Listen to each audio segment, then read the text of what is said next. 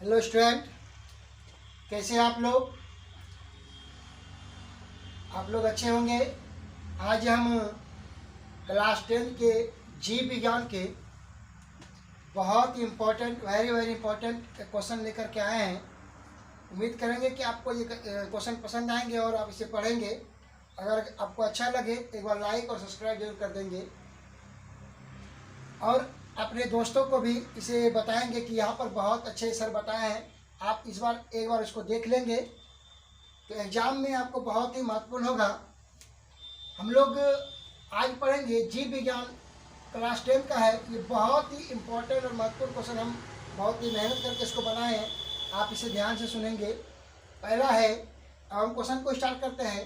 Question लिखा हुआ है कि निम्न में, क्वेश्चन है निम्न में, आप देख रहे होंगे यहाँ पर, निम्न में कौन सा पादप हार्मोन है।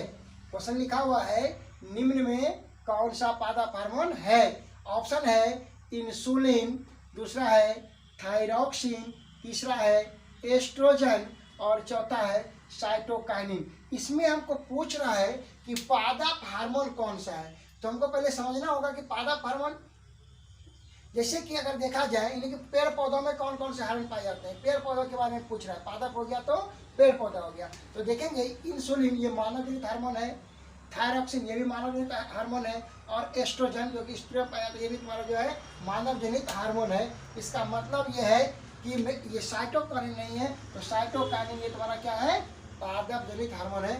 तो आई होप कि आप लोग समझ गए होंगे। अब आगे बढ़ते हैं। आगे सवाल है, मशीन द्वारा रक्त के शुद्धिकरण की प्रक्रिया क्या कहलाती है। मशीन के द्वारा जो रक्त का शुद्ध किया जाता है उसे हम लोग क्या कहते हैं, डायलिसिस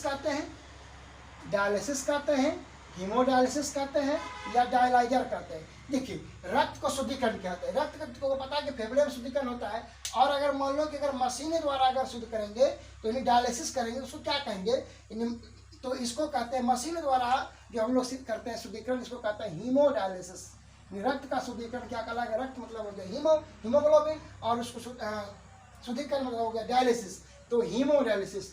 तो हम लोग मनुष्य में जो रक्त का शुद्धिकरण होगा वो किसके द्वारा होगा, हीमोडायलिसिस। ठीक है। अब आगे देखिए, आगे है, ये बहुत अच्छा क्वेश्चन है, थायराइड ग्रंथि। क्या क्वेश्चन है, थायराइड ग्रंथि की सामान्य वृद्धि, यानी कि थायराइड ग्रंथि में क्या होता है, किसी को गलकांड हो जाता है, यानी थायराइड ग्रंथि क्या उसका बढ़ जाता है, किसकी कमी के कारण होता है। थायराइड ग्रंथि में जो वृद्धि होता है वो किसकी कमी के कारण होता है। ऑप्शन में है आयोडीन, लौह, कैल्शियम, पोटेशियम। तो थायराइड ग्रंथि जो बढ़ता है, गलकांड जो हो जाता है, वो आयोडीन की कमी से होता है। जिसके शरीर में आयोडीन की मात्रा कम है उसको क्या हो जाता है, थायराइड ग्रंथि होता है। थायराइड ग्रंथि का क्या होता है, गले गलकांड हो जाता है, गले में साइज क्या होता है उसका बढ़ जाता है। ठीक है, आगे बढ़े। आगे है, जल प्रदूषण के निर्धारण के लिए किसकी घुली हुई मात्रा की मापी जाती है। अगर हमको जल प्रदूषण को मापना है तो किसकी मात्रा को मापने से पता चलेगा कि ये जल अच्छा है या खराब है। ओजोन की मात्रा, ऑक्सीजन की मात्रा, क्लोरीन की मात्रा या नाइट्रोजन की मात्रा। अगर हमको जल की मात्रा का ध्यान करना है कि जल प्रदूषित है या नहीं प्रदूषित है, उसमें ऑक्सीजन पर डिपेंड करता है। ऑक्सीजन ये बताता है कि जल क्या है, शुद्ध है या अशुद्ध है। ठीक है। अब आगे क्वेश्चन है, इन्फ्लुएंजा रोग होता है किसके कारण, विषाणु के द्वारा, कवक के द्वारा, जीवाणु के द्वारा या सवाल के द्वारा। इन्फ्लुएंजा जो है ये जो है विषाणु के द्वारा फैलता है। किसके द्वारा फैलता है, विषाणु के द्वारा। इन्फ्लुएंजा किसके द्वारा होता है, विषाणु के द्वारा। ठीक है। आगे निम्न में कौन वायुमंडल के ओजोन परत की मोटाई मापने के लिए, वायुमंडल में जो ओजोन परत है जो हमारी रक्षा करता है क्लोरोफ्लोरोकार्बन से, उसकी जो मोटाई अगर मापना हो तो किसे मापेंगे, मैक्सवेल से, क्वाड से, डॉबसन से या नॉट से। तो इसको मापते हैं हम लोग डॉबसन से। किसे मापते हैं, डॉबसन के द्वारा हम लोग ओजोन परत की मोटाई को मापते हैं। तो आप समझ में आ गए, ओजोन परत की जो मोटाई को मापते हैं किसके द्वारा मापते हैं, डॉबसन के द्वारा। ठीक है। आगे, पौधों में नहीं पाया जाता है, पौधों में ये बताना क्या नहीं पाया जाता है। देखो, तंत्रिका तंत्र को पता है कि किसमें पाया जाता है, मनुष्य में पाया जाता है। रासायनिक नियंत्रण भी मनुष्य में होता है, क्योंकि हम लोग जो खाना खाते हैं वो रासायनिक विघटन होता है उसका। और तंत्रिका नियंत्रण जो है तंत्र पाया जाता है, लेकिन नियंत्रण जो है ये पेड़ पौधों में होता है। तंत्र के नियंत्रण किसमें होता है? पेड़ पौधों में होता है। ठीक है, आगे लैटेक्स। लैटेक्स जो है पेड़ पौधों में देखोगे कहीं कहीं कट जाता है, वहां पर एक लैटेक्स का सामान निकल जाता है, उसे होता है लैटेक्स। तो जितना भी पेड़ पौधे सभी में लैटेक्स होता है। क्या होता है? लैटेक्स सामान्यतः कहाँ पाया जाता है? पीपल में, बरगद में, पीला कनेर में, सभी में। इन जितने भी वृक्ष है सभी के अंदर कुछ ना कुछ चिपचिपा द्रव निकलता है, उसी को हम लोग लैटेक्स कहते हैं। ये सभी पादपों में पाया जाता है, सभी पेड़ों में पाया जाता है। अब है ऑक्सीजन। ऑक्सीजन का वाहक क्या कहलाता है? जो ऑक्सीजन को परिवहन करता है, परिवहन तो सब कुछ करता है, तो शरीर में जो ऑक्सीजन का परिवहन करता है उसको क्या कहलाता है? हेपेटिन, फाइब्रोनोजिन, प्रोथ्रोम्बिन या हीमोग्लोबिन, इसको क्या कहते हैं? ऑक्सीजन। ऑक्सीजन में शरीर में जो वहन करता है उसको क्या कहते हैं? कौन कहता है? हेपेटिन करता है, फाइब्रोनोजिन करता है, प्रोथ्रोम्बिन करता है या हीमोग्लोबिन करता है। तो ऑक्सीजन का जो वहन करता है, ऑक्सीजन जो होता है वो हीमोग्लोबिन के साथ वहन होता है। किसके साथ होता है? हीमोग्लोबिन के साथ। ठीक है, आगे अब आगे बताएंगे। मानव श्वसन तंत्र का भाग नहीं है, आपको यह बताना कि मानव श्वसन तंत्र का कौन सा भाग है? मानव जो सांस लेता है, हम लोग जो सांस लेते हैं, इसमें से यह बताना किसके द्वारा हम लोग सांस नहीं लेते हैं। जैसे हम लोग सबसे पहले किसमें लेते हैं? नाक के द्वारा। तो इसका मतलब है नाक से हम लोग इसे श्वसन को लेते ही है। श्वास नली यानी नाक से जो निकला इसको श्वास नली कहते हैं, श्वास नली भी है। रक्त भी हमने ऊपर में देखा, हीमोग्लोबिन के द्वारा जो है, हीमोग्लोबिन के द्वारा रक्त का परिवहन होता है। हीमोग्लोबिन क्या रक्त है, इसी रक्त के माध्यम से क्या होता है? ऑक्सीजन का परिवहन होता है। इसका मतलब मनुष्य में रक्त के द्वारा भी होता है। गिल्स जो है वो गिल्स नहीं होगा, गिल्स इसका सही होता है। गिल्स क्या होता है? मछली में, इसमें होता है मछली जो है वो गिल्स के द्वारा शोषण करता है। इसका मानव का श्वसन अंग नहीं है, गिल्स किसका है? मछली का श्वसन अंग है। अब क्या समझ गए होंगे। अब आगे बढ़ते हैं। तो मानव श्वसन समझ गए, नासिक छिद्र है, श्वास नली है, रक्त भी है, गिल्स नहीं है। गिल्स किसका श्वसन अंग है?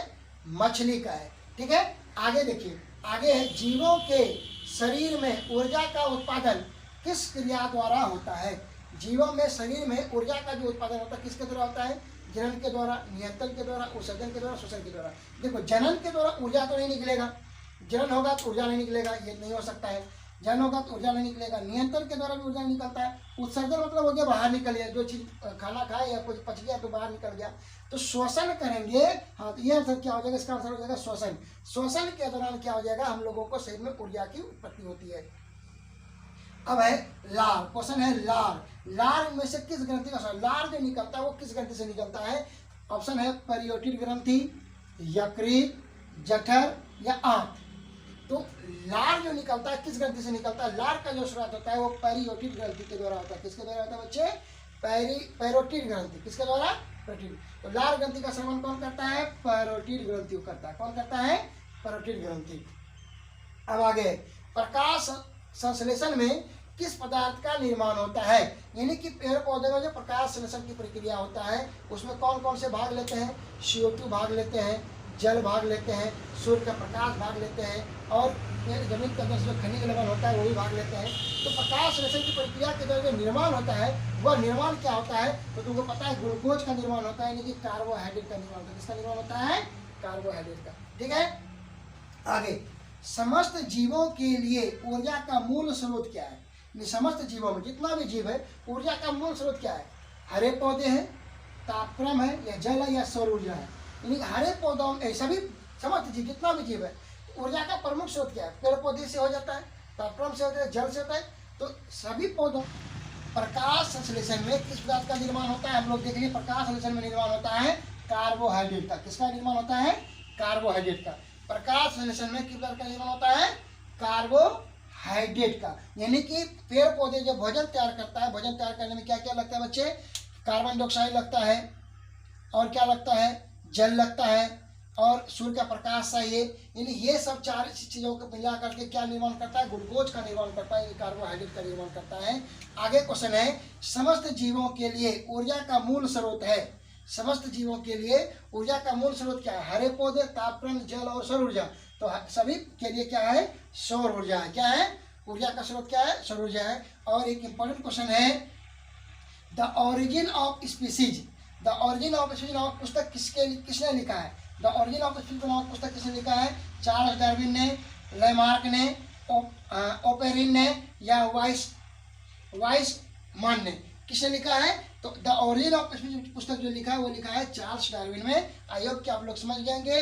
तो हम लोग आपके 15 ऑब्जेक्टिव क्वेश्चन जो बहुत महत्वपूर्ण था आपके एग्जाम के दृष्टिकोण से, आप लोग इसे 2 बार 4 बार देख के करके देखेंगे, आपको बहुत ही हेल्पफुल होगा आपके एग्जाम के लिए। धन्यवाद।